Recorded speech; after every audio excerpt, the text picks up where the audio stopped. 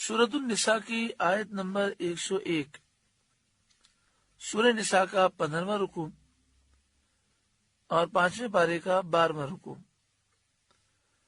اللہ رب العالمین نے ارشاد فرمایا وَإِذَا ضَرَبْتُمْ فِي الْأَرْضِ، اور جب تم زمین میں سفر کرو، فَلَيْسَ عَلَيْكُمْ جُنَاحٌ أَن تَقْصُرُوا مِنَ الصَّلَاةِ، تو تم پر گناہ نہیں کہ بعض نمازیں قصر سے پڑھو، یعنی جو 4 رکعت والی نمازیں ہیں ان کو 2 ادا کرو۔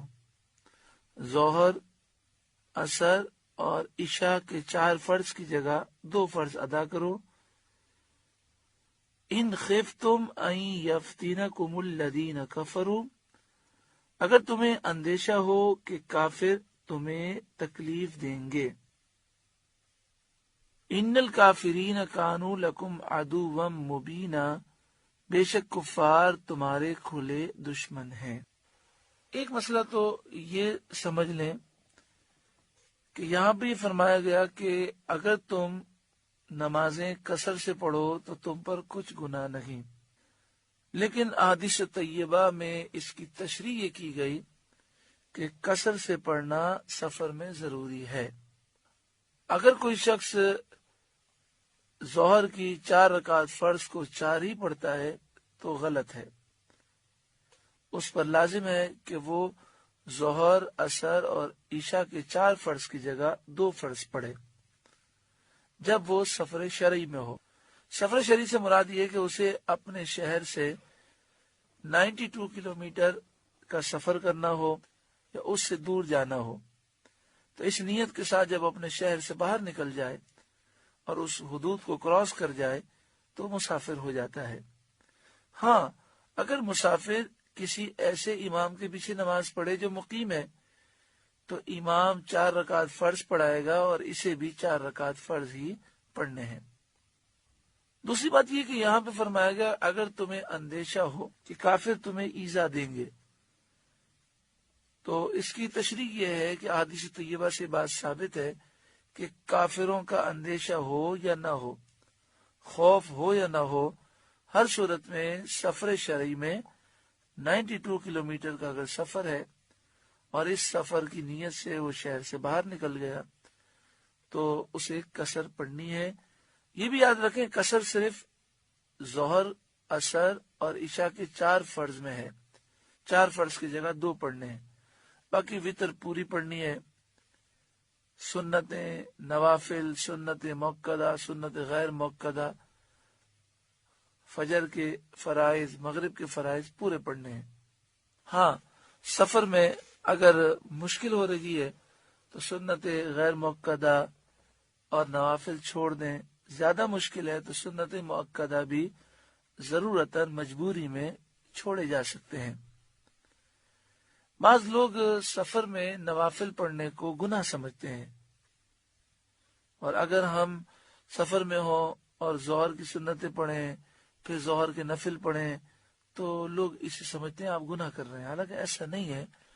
احادیث طیبہ سے ثابت ہے کہ نبی اکرم صلی اللہ علیہ وآلہ وسلم نے سفر میں نوافل ادا کی، اور صحابہ کرام سے بھی ثابت ہے کہ وہ سفر میں نوافل پڑھا کرتے تھے۔ تو نوافل اگر موقع ہو تو پڑھنے میں کوئی حرج نہیں ہے۔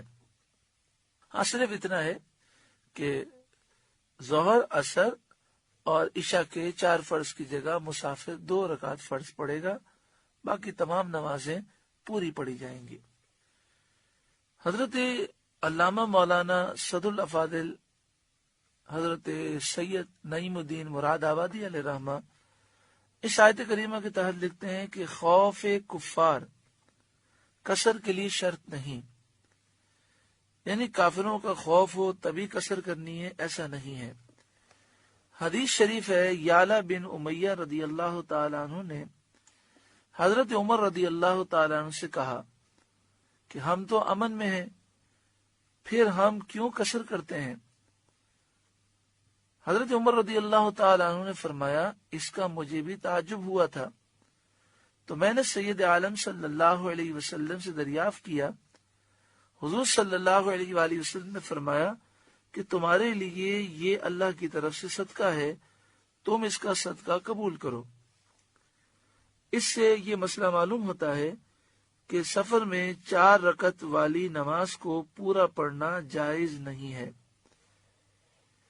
کیونکہ جو چیزیں قابل تملیک نہیں ہیں ان کا صدقہ اسقاط محض ہے اور رد کا احتمال نہیں رکھتا۔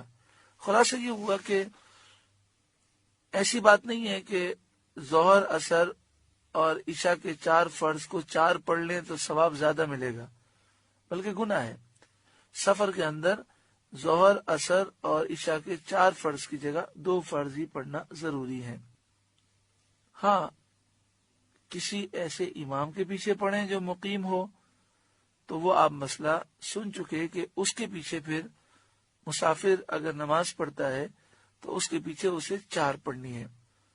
آیت کی نزول کے وقت سفر اندیشے سے خالی نہ ہوتے تھے، یعنی جب یہ آیت نازل ہوئی تو سفر میں بے شمار اندیشے تھے، بہت سے خوف تھے، اس لیے آیت میں اس کا ذکر بیان حال ہے، شرط قصر نہیں، یعنی یہ قصر کی شرط نہیں بلکہ اس دور کے حالات کو بیان کیا گیا ہے۔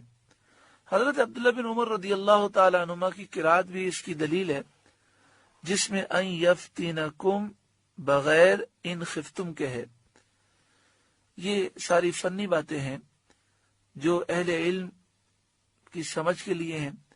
صحابہ رضی اللہ تعالی عنہم کا بھی یہی عمل تھا کہ امن کے سفروں میں بھی قصر فرماتے، جیسا کہ ابھی حدیث پاک سے ثابت ہوا ہے، اور احادیث سے بھی یہ مضمون ثابت ہوتا ہے۔ پوری 4 پڑھنے میں اللہ تعالی کے صدقے کا رد کرنا لازم آتا ہے، لہذا قصر ضروری ہے۔ جس سفر میں قصر کیا جاتا ہے اس کی ادنا مدت 3 رات دن کی مسافت ہے، جو اونٹ یا پیدل کی متوسط رفتار سے طے کی جاتی ہو۔ یعنی ایک اونٹ اگر 3 دن اور 3 رات وہ سفر کرے، یا پیدل چلنے والا ایک درمیانی چال سے سفر کرے، تو وہ جتنا فاصلہ طے کرے گا یہ سفر کی مقدار ہے، یہ سفر کی مدت ہے، اور اس کی مقداریں خشکی اور دریا اور پہاڑوں میں مختلف ہو جاتی ہیں۔ جو مسافت متوسط رفتار سے درمیانی رفتار سے چلنے والے 3 دن میں طے کرتے ہوں اس کے سفر میں قصر ہوگا۔ ہمارے بزرگوں نے اندازہ یہ بیان کیا کہ یہ تقریباً 92 کلومیٹر بنتے ہیں۔ مسافر کی جلدی یا دیر کا اعتبار نہیں، چاہے وہ 3 دن کی مسافت 3 گھنٹے میں طے کرے، جب بھی قصر ہوگا، اور اگر 1 دن کی مسافت 3 روز سے زیادہ میں طے کرے تو قصر نہ ہوگا۔ یعنی 92 کلومیٹر اگر کوئی 1 گھنٹے میں طے کر لے تو بھی نماز قصر پڑھنی ہے، اور اگر کوئی 30 کلومیٹر 3 دن میں طے کرے تو بھی نماز قصر نہیں ہوگی، کہ 30 کلومیٹر پر قصر نہیں ہوتی۔ تو خلاصہ یہ ہوا کہ سارا دار و مدار مسافت پر ہے، کہ وہ سفر میں جاتا ہے تو اس کی سفر کی مدت کتنی ہے، یعنی سفر کتنی مسافت کا ہے۔